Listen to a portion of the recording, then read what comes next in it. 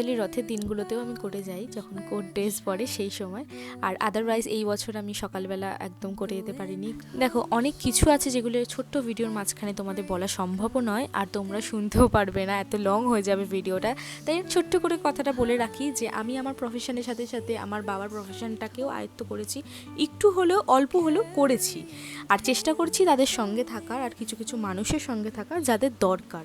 এবার কাজকর্ম বাদ দিয়ে পাঁপড় ভাজা কারা রথে খেলে তারা প্লিজ কমেন্টে জানিও। আমার ভীষণ ভালো লাগে। আর ছোটোবেলা বাবা যখন রথের মেলায় নিয়ে যেত তখনও কিন্তু পাঁপড় ভাজাই খেতাম।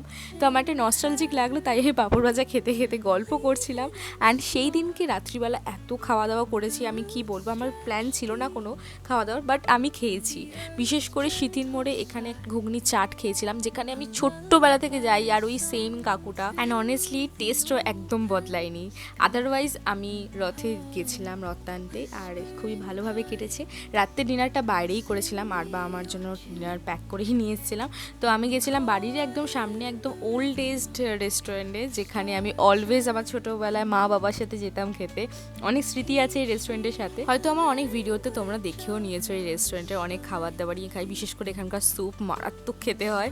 আর তাছাড়া আমি দো পিয়াজা নিয়েছিলাম, চিকেন অ্যান্ড পোলাও নিয়েছিলাম, আর ছিল স্যালাড। তো এটাই ছিল আজকে রাতের ডিনার। প্রচণ্ড পরিমাণে টেস্টি খাবার খেয়েছি, ভীষণ ভালো লাগছে। আর এখন আমার লোভ লাগছে যখন আমি ভিডিওটা এডিট করছি। তাছাড়া রইলো আমার কাজকর্ম আর আমার বাবার কাজকর্ম, এই বিষয়টা আমি অন্য একটা ভিডিওতে ডেফিনেটলি শেয়ার করব। সঙ্গে থেকো, পাশে থাকার অবশ্যই চ্যানেলটা সাবস্ক্রাইব করে থাকো যদি নতুন এসে থাকো।